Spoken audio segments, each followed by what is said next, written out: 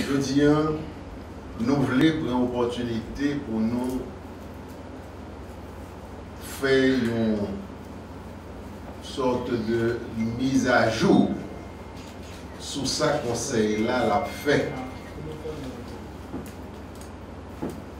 Et en même temps, bailler des précisions peut-être sur des points qui a mérité précision et que Prestat a souhaité des précisions.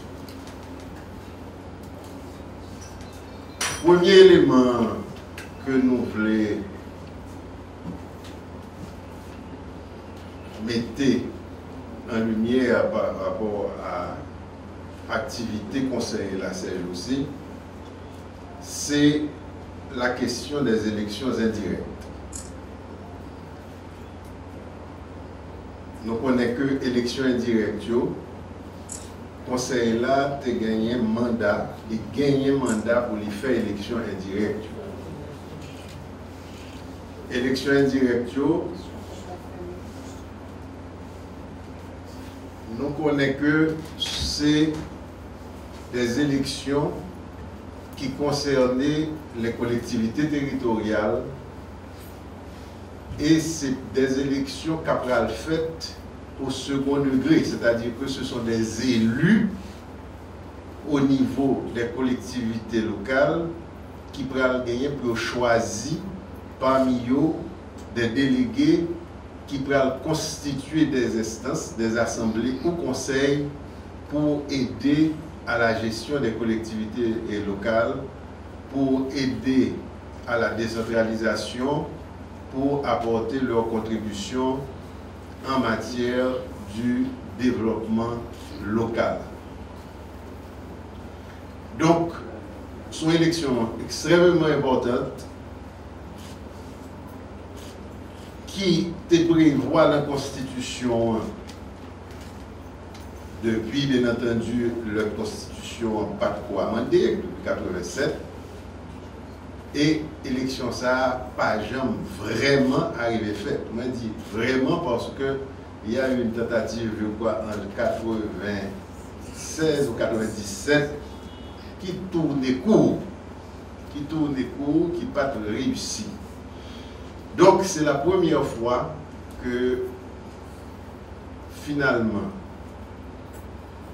la population, notamment qui est dans la zone rurale, population qui est en province, en général, qui est très attentif à la question ça, pour la question du développement, de zone, pour question de capacité, pour gagner plus attention de pouvoir central là par rapport à besoin, pour être capable, même pas besoin de quitter zone, fait vivre pour être capable d'aller de l'autre côté pour aller dans la ville ou bien pour rentrer par au presse, ils sont très intéressés à la question ça. Et dernière élection qui fait au niveau des CASEC et des ASEC, nous avons remarqué que le taux de participation zone ZAO est beaucoup plus élevé que le taux de participation dans la ville.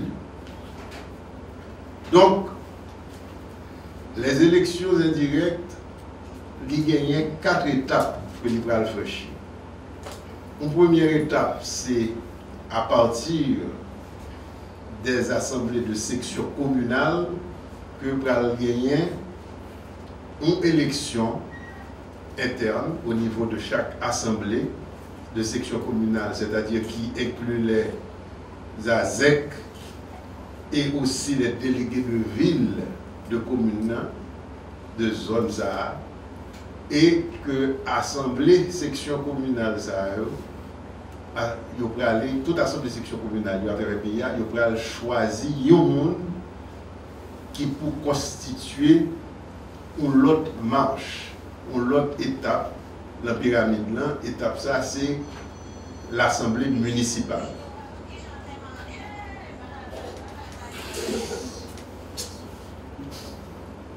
Assemblée municipale là va constituer une fois que le délégué ça a choisi et on y a une fois tout que yo même yo constitué, yo peut aller choisir un délégué pour envoyer l'Assemblée départementale. Donc en fait, c'est deux délégués, puisque il y a un délégué qui a un délégué de ville et il y a un délégué qui sortit au niveau des ASEC. Et cet échelon départemental-là, eh bien, lui-même, il n'a pas gagné aucune structure de gestion. Et il n'y a pas de structure d'assemblée non plus. Et c'est la première fois que vous allez gagner véritablement une structure au niveau départemental. Même si au niveau départemental, on n'a pas le statut de collectivité territoriale autonome, mais au moins pour gagner une structure à la fois qui a aidé gestion département en matière de développement et également une assemblée au niveau département qui peut assister au conseil ça, qui peut travailler avec. Donc, mon côté absorti, c'est au niveau de chaque assemblée municipale, c'est-à-dire des 142 communes à travers le pays, que chaque commune, dans le département que il y a, choisir un délégué pour former l'assemblée départementale. Et maintenant, l'assemblée départementale aussi, une fois établie, bien entendu, lui-même, il peut franchir l'autre étape, la pyramide, pour aller plus haut. Après 3 étapes, ça il peut aller voter pour les choisir, déléguer 3 personnes. C'est-à-dire toute assemblée municipale dans un département, pour chaque commune, il peut aller faire élection et pour aller des gens qui sont candidats. Dans l'autre élection, nous parlons là, il n'y a pas gagné monde dehors, c'est monde dedans seulement. Dans l'élection conseil départemental là, la loi prévoit que le monde dehors, le monde qui parle de structure déjà, c'est-à-dire qui sortit depuis la CASEC, montée, etc., il doit candidat.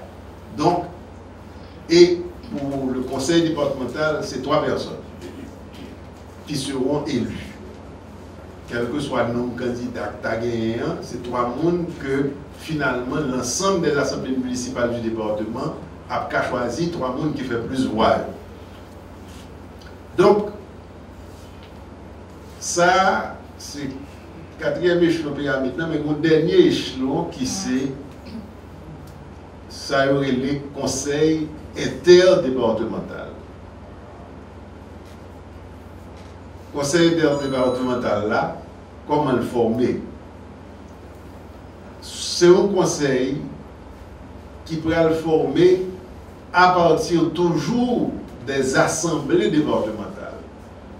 Qui ont même à ce moment-là, chaque assemblée départementale, pour chaque département du pays, pourrait choisir un délégué pour le voyer dans le conseil interdépartemental.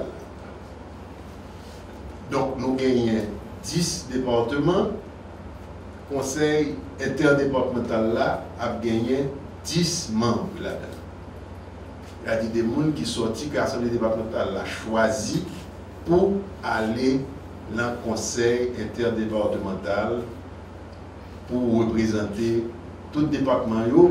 Parce qu'à niveau interdépartemental là, c'est une façon pour une jonction qui fait entre les différents départements du pays pour être capable d'harmoniser finalement ça voulait, puisque ça chaque département voulait, ça a souhaité, ça a aimé pour le développement du département. Ils ne sont pas capables de garder uniquement en dehors de l'ensemble pays.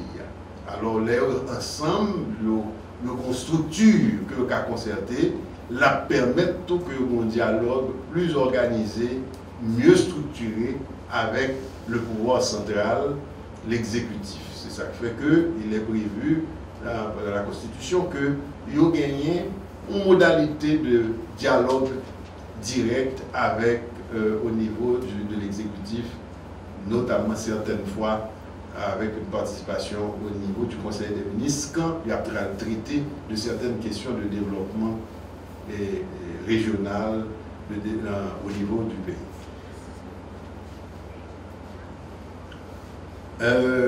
Bon,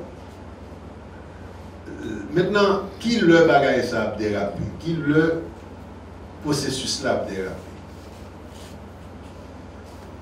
Le décret électoral là, il prévoit que à partir du moment que AZEC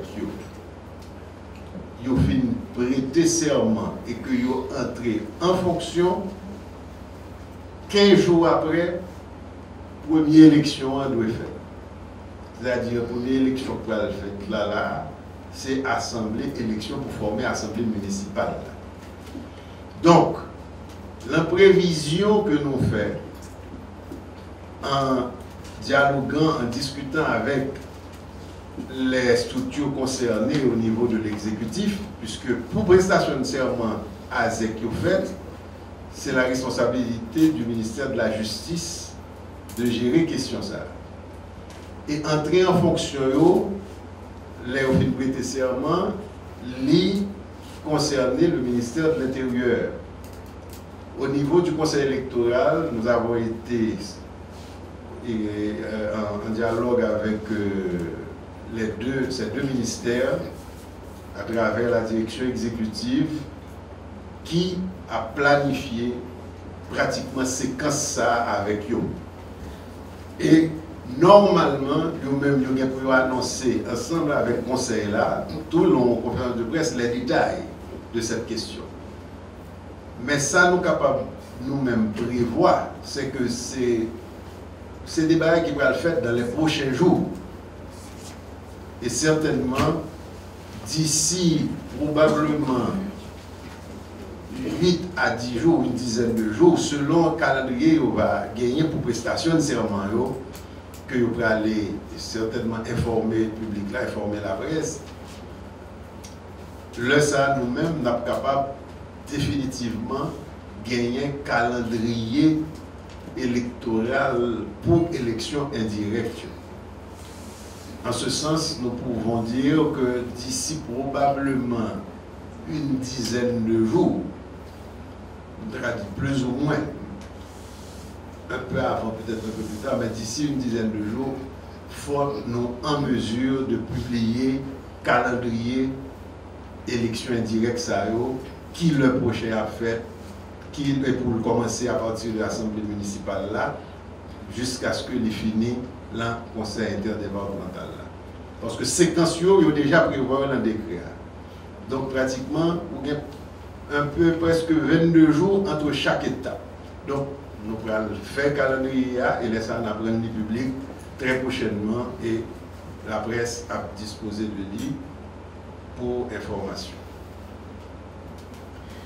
Un deuxième point que nous allons aborder rapidement sur l'activité conseil là, c'est que le conseil là, il a un souci de assurer que l'effort qui fait dans le cas d'élection, tant au niveau institutionnel qu'au niveau du processus électoral, pour nous opérer plusieurs réformes, faire un pile changement qui baille bon genre résultat, qui permettent que nous réussissions le processus électoral là, de façon côté que tu as un pile doute, un pile scepticisme que nous sommes capables finalement de réussir comme ça, et même nos partenaires internationaux qui habitués travaillent dans le processus là, et généralement qui gagnaient un rôle qui était central, peut-être plus central encore que le conseil là dans l'élection, vu la situation endeuillée, puisque eux-mêmes ils étaient au mandat directement du Conseil de sécurité, eh bien, question ça a évolué radicalement parce que le Conseil là nous mettons en place un plan, des dispositions, de nouvelles dispositions, comme nous connaissons sur plusieurs plans, qui fait que le processus-là nous prend contrôle de gestion de manière efficace et autonome, indépendante, à la fois de structures internationales, de structures pouvoir politique, de forces politiques, de forces d'argent, et forces de la route, quel que soit, nous disons, une élection faite pour le faire, dans la transparence, dans la rigueur, et finalement, sans que personne ne vienne jouer là-dedans, entrer là-dedans pour changer quoi que ce soit, si ce n'est sa peuple la voter pour que c'est délivré. Point. Donc, avec réforme ça, donc, et que résultat yo probant, je dis à nous que le Conseil de sécurité, tout les fait pas soit fait élection, hein, parce que c'est eux qui ont un mandat direct pour que les Nations Unies assistent le pays à la faire élection, qu'on y a retiré ça le prochain mandat que yo abaye menu juste que yo a constitué. Parce que évolution et yo reconnaître que finalement performance et chaque question a évolué en matière électorale dans le pays, il n'y a pas besoin d'entrer dans le bagage comme ça. Ça ne veut pas dire que pas de collaboration continuer avec des partenaires internationaux.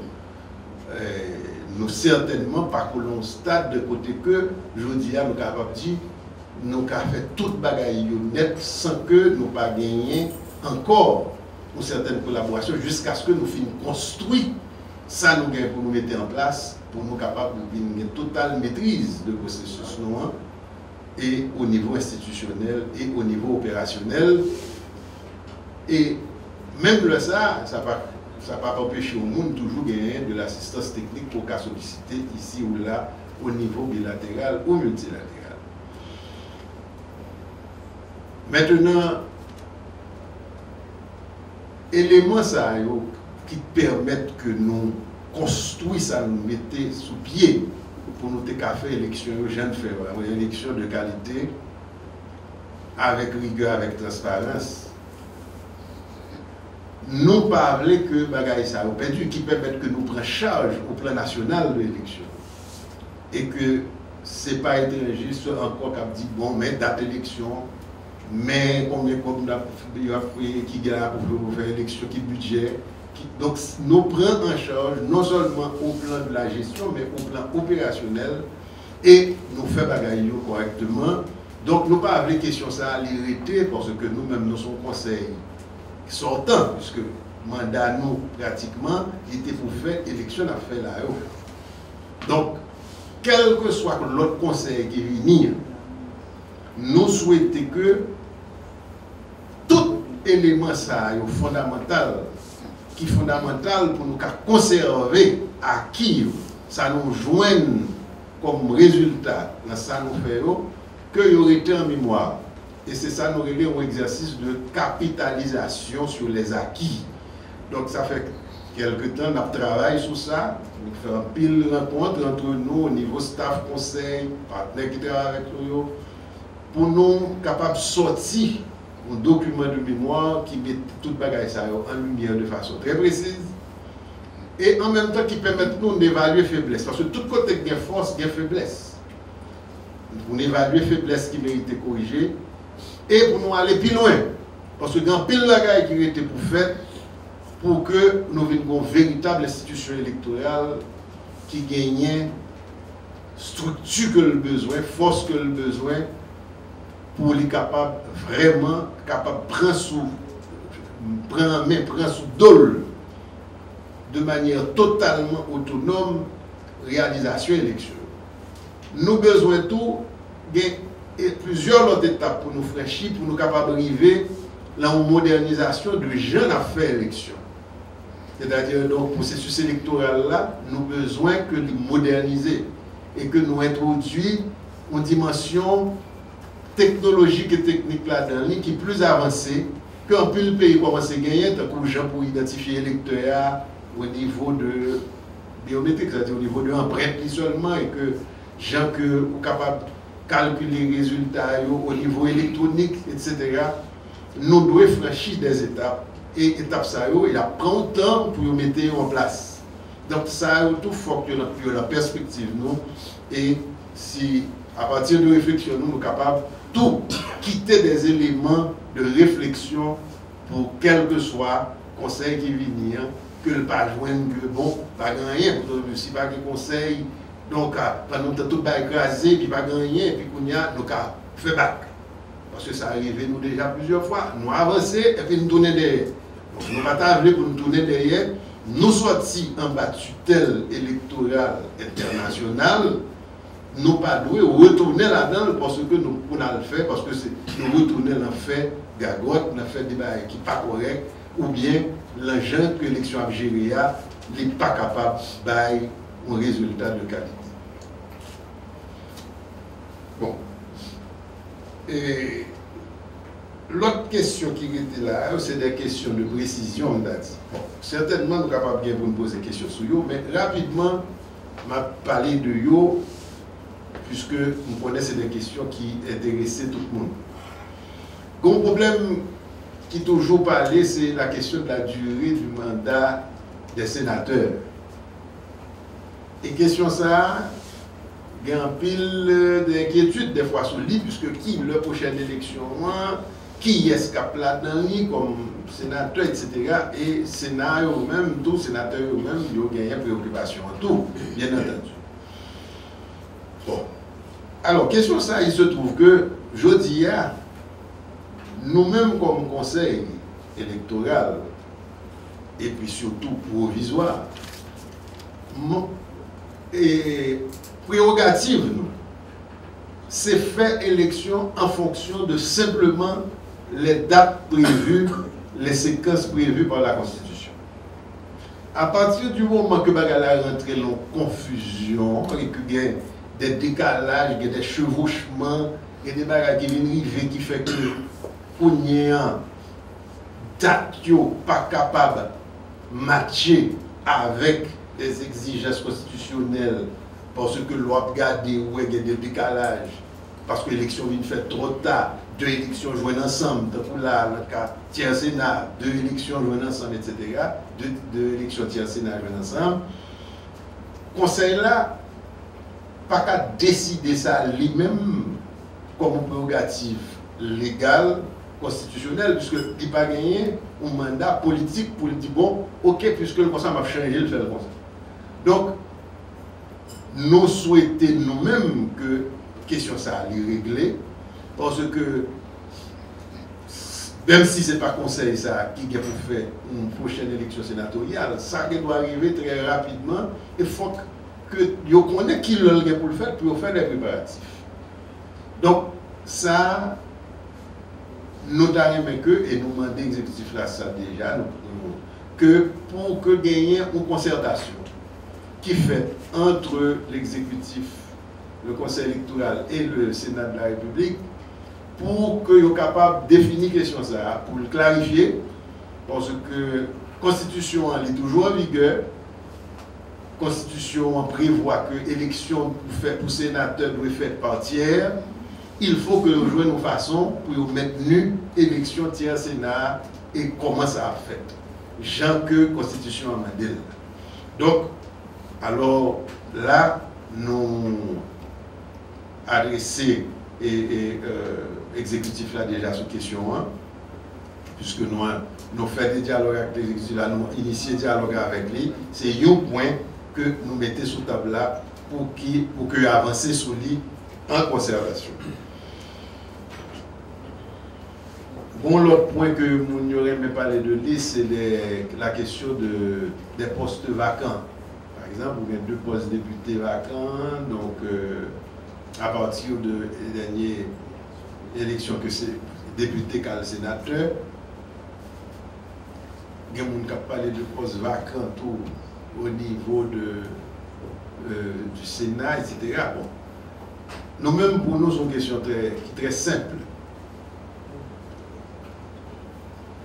Premièrement, un poste vacant, c'est s'il est consacré vacant pour des raisons légales et formelles. Non pas supposer qu'on poste vacant.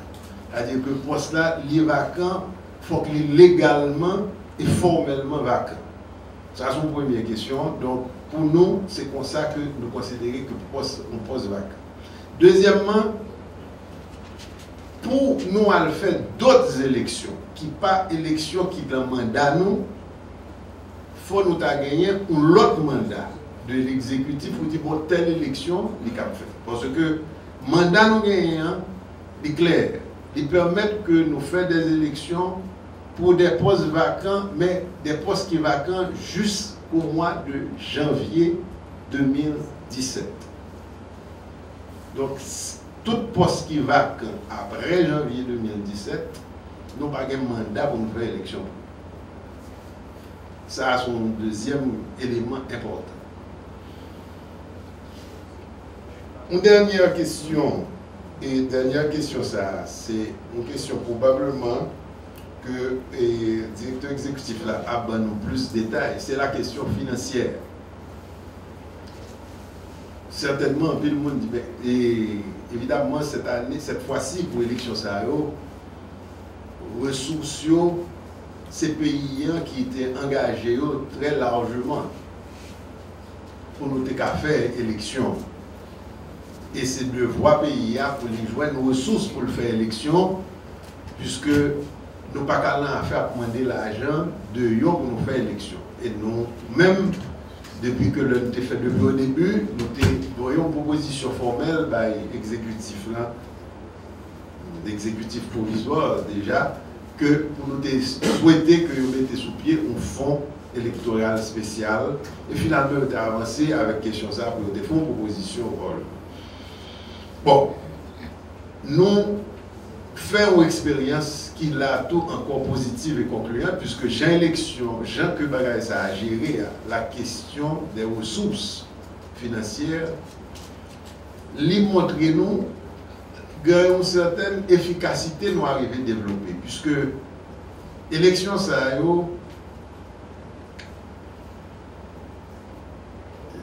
en dépit du fait que nous pagons un deuxième tour de présidentiel, mais nous avons un deuxième tour en bonne et due forme. Et l'absence du deuxième tour des présidentielles, seulement, économique que lui permet de faire, probablement DEA, directeur exécutif de la CAP plus précis, son économie d'environ 600 000 $ par rapport au bulletin. C'est seulement ça. Mais par contre, nous faisons pile de postes qui ne sont pas prévus au budget, pour diverses raisons. Et une là-dedans, c'est cyclone et décalage élection que nous sommes obligés de renvoyer pour plus tard, et ça a entraîné en pile de dépenses nouvelles.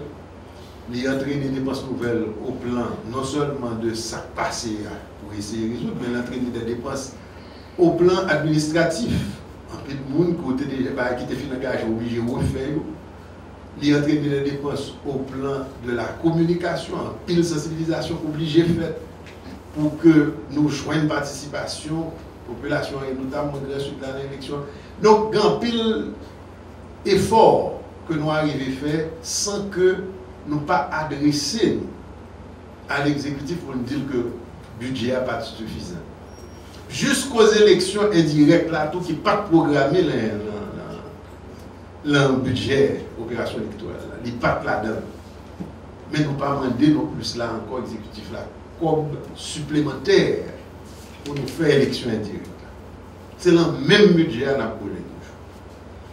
Donc, pour nous-mêmes, c'est une question importante parce que tout gagne une balance qui n'est pas décaissée dans le budget et opération électorale là. Et nous avons certainement un peu d'engagement. Il y a des gens qui travaillent, nous connaissons l'habitude. Conseil, les venus, on connaît surtout que bon, ils viennent aller et puis on va pas de monde rester ou pas toucher. Nous-mêmes, dans le cas de nous payons plus de 600-700 000 $ d'arriérés pour les gens nous joindre qui ne pas toucher au niveau de ce conseil. On a parlé de bien entendu des dollars verts. Et en même temps, nous-mêmes, nous voulons pour nous, avant de nous aller pour nous payer tout le monde qui travaillent l'élection, nous voulons faire retoucher pour ne pas qu'un même modèle, parce que ça ne pas les mêmes. Nous voulons pour chaque bagaille fait, j'ai ou fait. Donc, au niveau des ressources, il y a 3,5 millions de dollars américains que le gouvernement gagne pour le décaisser pour le conseil là, et ça fait quelques temps, bien entendu, depuis sur le